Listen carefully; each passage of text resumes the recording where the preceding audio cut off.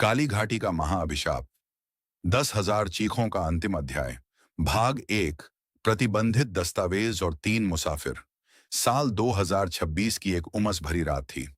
दिल्ली के एक आलीशान फ्लैट में विक्रम, अंजलि और राघव एक पुरानी कटी फटी डायरी के पन्ने पलट रहे थे। विक्रम एक मशहूर पैरानॉर्मल इन्वेस्टिगेटर और व्लॉगर था, जिसके डिजिटल चैनल पर लाखों लोग खौफनाक जगहों के लाइव वीडियो देखने आते थे। अंजलि उसकी कैमरा पर्सन और साउंड इंजीनियर थी, जबकि राघव एक प्राचीन लिपियों का जानकार और रिसर्चर था।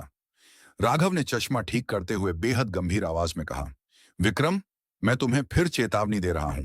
इस डायरी में जिस जगह का जिक्र है, वह कोई मामूली हॉन्टेड साइट नहीं है। इसे काली घाटी कहते हैं। 1920 के दशक में ब्रिटिश सरकार ने इस पूरे इलाके के चारों तरफ कंटीले तार लगवाकर इसे प्रतिबंधित घोषित कर दिया था। सरकारी रिकॉर्ड में इस गांव का नाम भैरवगढ़ था, लेकिन अब यह सिर्फ मुर्दों की घाटी के नाम से जाना जाता है। अरे राघव यार, तुम तो ऐसे डर रहे हो जैसे पहली बार हमारे साथ चल रहे हो। विक्रम ने अपनी हाईटेक नाइट विजन कैमरों की बैटरी चेक करते हुए कहा।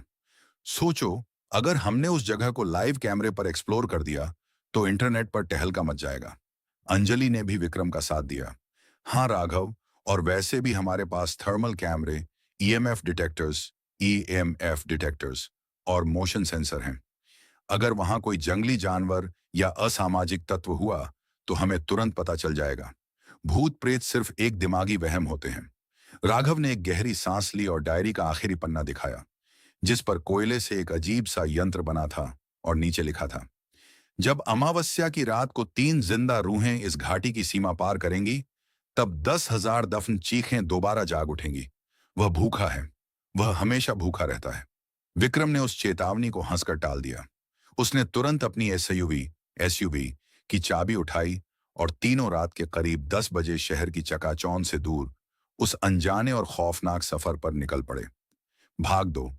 काली घाटी की सीमा सफर जितना लंबा हो रहा था, रास्ता उतना ही संकरा और डरावना होता जा रहा था।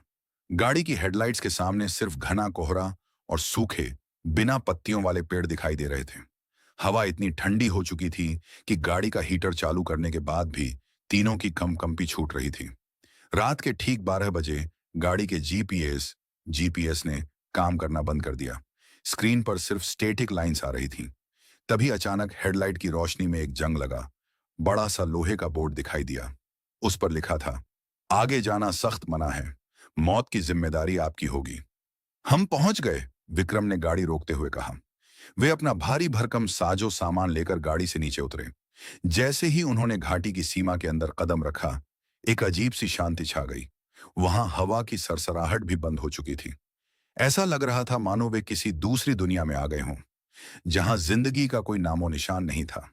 अंजलि ने अपना भारी कैमरा कंधे पर संभाला और लाइव स्ट्रीमिंग ऑन कर दी। इंटरनेट का सिग्नल रहस्यमयी रूप से बहुत मजबूत आ रहा था। हजारों लोग लाइव जुड़ चुके थे और कमेंट्स में लिख रहे थे, भाई वापस भाग जाओ, ये जगह ठीक नहीं लग रही। घाटी के बीचों बीच बसा वह पुराना गांव पूरी तरह से खंडहर बन चुका था। पत्थर के बने घर ढह चुके थे। खिड़कियों की जगह सिर्फ काले खोखले छेद थे, जो आंखों की तरह उन्हें घूर रहे थे। और उस गांव के ठीक केंद्र में था वह विशाल काला कुआं। भाग 3। 10,000 चीखों का उद्गम। वे तीनों उस कुएं के पास पहुंचे। कुएं की मुंडेर काले पत्थरों से बनी थी, जिन पर मोटी मोटी लोहे की जंजीरें लिपटी हुई थीं। जंजीरों पर जगह जगह प्राचीन मंत्र खुदे हुए थे, जो समय के साथ धुंधले पड़ चुके थे। राघव ने कुएं के पास जाकर अपनी टॉर्च नीचे चमकाई। यह कुआं अविश्वसनीय रूप से गहरा है। इसकी तली दिखाई नहीं दे रही, लेकिन देखो, इन पत्थरों पर जो नक्काशी है, यह किसी तांत्रिक क्रिया की तरफ इशारा करती है। विक्रम ने कैमरे की तरफ देखते हुए कहा, तो दोस्तों, यह है वह कुआं जहां से लोगों को रोने की आवाजें आती हैं। आज हम इस अंधविश्वास का पर्दाफाश करेंगे। यह कहकर विक्रम ने जमीन से एक बड़ा सा पत्थर उठाया और पूरे जोर से कुएं के अंदर फेंक दिया।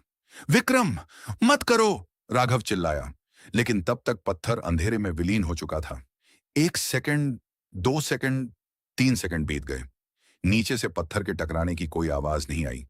तभी कुएं की गहराई से एक बेहद धीमी गूंज उठनी शुरू हुई। वह आवाज धीरे धीरे तेज होने लगी। वह किसी हवा की आवाज नहीं थी, वह इंसानी आवाजें थीं। 1, 2, 100। हजारों आवाजें, बच्चों के रोने की, औरतों के चिल्लाने की और मर्दों के तड़पने की आवाजें। ऐसा भयानक शोर था मानो 10,000 लोग एक साथ आग में जल रहे हों और मदद की भीख मांग रहे हों। अंजलि ने अपने हेडफोन कान से झटके से हटा दिए। उसके कानों से खून बहने लगा था। विक्रम, यह आवाज बहुत भयानक है। मेरे कान फटने वाले हैं। राघव का ईएमएफ डिटेक्टर पागल हो चुका था। उसकी सुई लाल निशान को पार कर चुकी थी और मशीन से धुआं निकलने लगा था। यहां इलेक्ट्रोमैग्नेटिक फील्ड ईएमएफ इंसानी सीमाओं से बाहर है। भागो यहां से। भाग 4, मौत का लाइव टेलीकास्ट। जैसे ही वे पीछे मुड़े, कुएं के ऊपर लिपटी भारी जंजीरें तड़ तड़ करके टूटने लगीं। कुएं के अंदर से एक घाना लिक्विड जैसा काला धुआं उबलकर बाहर आने लगा। उस धुएं में हजारों तड़पते हुए चेहरे दिखाई दे रहे थे। हवा में सड़े हुए मांस और गंधक की इतनी तीखी बदबू फैल गई कि राघव को उल्टी होने लगी। गाड़ी की तरफ भागो, विक्रम चिल्लाया। उसकी सारी बहादुरी अब हवा हो चुकी थी। वे तीनों बदहवास होकर भागने लगे, लेकिन रास्ता जैसे बदल चुका था। वे जितना आगे भागते, घूम फिरकर वापस उसी कुएं के सामने पहुंच जाते। रास्ते अंतहीन हो चुके थे। तभी अंजलि का पैर एक बेल में फंस गया और वह गिर पड़ी। उसका कैमरा दूर जा गिरा, लेकिन उसका लेंस अभी भी चालू था और पूरा नजारा लाइव इंटरनेट पर जा रहा था। लाखों लोग अपने फोन स्क्रीन पर मौत का यह लाइव खेल देख रहे थे। अंजलि! राघव उसे उठाने के लिए पीछे मुड़ा। तभी उस काले धुएं में से एक विशाल कंकाल जैसी आकृति उभरी। उसकी आंखें जलते हुए कोयले की तरह लाल थीं और उसके शरीर से मांस के लोथड़े लटक रहे थे। उसने अपना लंबा सड़ता हुआ हाथ आगे बढ़ाया और राघव की गर्दन हवा में दबोच ली। नहीं, मुझे छोड़ दो! राघव तड़पने लगा। विक्रम ने हिम्मत करके जमीन से एक सूखी लकड़ी उठाई और उस आकृति पर वार किया, लेकिन लकड़ी उस साए के आर पार निकल गई, जैसे वह सिर्फ हवा हो। उस शैतान ने विक्रम की तरफ देखा और एक भयानक गगनभेदी हंसी हंसा। अगले ही पल उस शैतान ने राघव को जोर से जमीन पर पटका। राघव की रीढ़ की हड्डी टूटने की भयानक आवाज गूंजी और उसका शरीर बेजान हो गया। उसकी आंखें फटी की फटी रह गईं। भाग 5, कोई रास्ता नहीं। अंजलि रोते हुए पीछे की तरफ रेंग रही थी। विक्रम ने उसका हाथ पकड़ा और उसे खींचते हुए एक पुराने जर्जर मंदिर के अंदर ले गया। उस मंदिर का दरवाजा पत्थर का था। विक्रम ने अपनी पूरी ताकत लगाकर दरवाजा बंद कर दिया और अंदर से सांकल लगा दी। बाहर हवा का तांडव मच रहा था। मंदिर की दीवारें थर थर कांप रही थीं। विक्रम, हम मारे जाएंगे। राघव चला गया। अंजलि फूट फूट कर रो रही थी। विक्रम ने अपने कांपते हाथों से अंजलि के घाव को साफ किया। उसने देखा कि अंजलि का कैमरा बाहर ही छूट गया था, लेकिन उसका फोन अभी भी कनेक्टेड था। फोन के कमेंट्स बॉक्स में लोग पुलिस को बुलाने और प्रार्थना करने की बातें लिख रहे थे। लेकिन विक्रम जानता था कि इस रहस्यमयी घाटी में कोई पुलिस नहीं आ सकती। अचानक मंदिर के अंदर की शांति भंग हुई। मंदिर के फर्श के नीचे से वही हजारों चीखें दोबारा आने लगीं। ठक ठक ठक।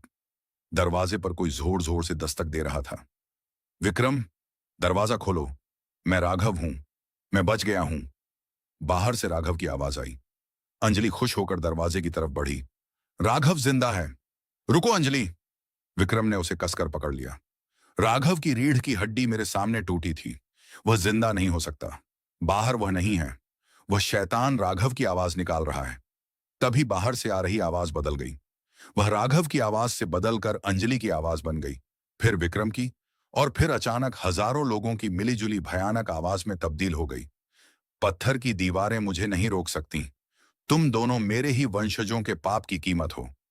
भाग 6, अंतिम संहार और अमर। सन्नाटा। मंदिर की छत धीरे धीरे चटकने लगी। पत्थरों के बीच से वही काला चिपचिपा खून टपकने लगा जो कुएं से निकला था। जहां जहां वह खून गिर रहा था, वहां की जमीन पिघल रही थी। विक्रम समझ गया था कि बचने का कोई रास्ता नहीं है। उसने अंजलि को गले से लगा लिया। मुझे माफ कर देना अंजलि, मेरी जिद के कारण आज हम यहाँ हैं। अचानक मंदिर का भारी पत्थर का दरवाजा तिनके की तरह टूटकर बिखर गया। वह शैतान सामने खड़ा था। उसकी जलती हुई लाल आंखों में 10,000 आत्माओं का गुस्सा और भूख साफ देखी जा सकती थी। उसने अपने दोनों हाथ आगे बढ़ाए। एक काले साए ने विक्रम और अंजलि को अपनी लपेट में ले लिया। हवा में उनकी आखिरी चीखें गूंजी और फिर सब कुछ शांत हो गया। सुबह जब सूरज उगा तो काली घाटी में कोहरा हमेशा की तरह घाना था। गांव के बाहर खड़ी विक्रम की एसयूवी पर धूल जम चुकी थी।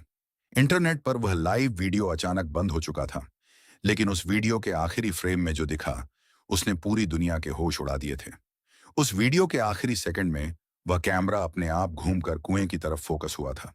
कुएं की मुंडेर पर अब 3 नई लोहे की जंजीरें बंधी हुई थीं और कुएं के अंदर से हजारों आवाजों के साथ 3 नई आवाजें विक्रम, अंजलि और राघव की साफ सुनाई दे रही थीं, जो हमेशा हमेशा के लिए उस 10,000 चीखों के महाअभिशाप का हिस्सा बन चुकी थीं।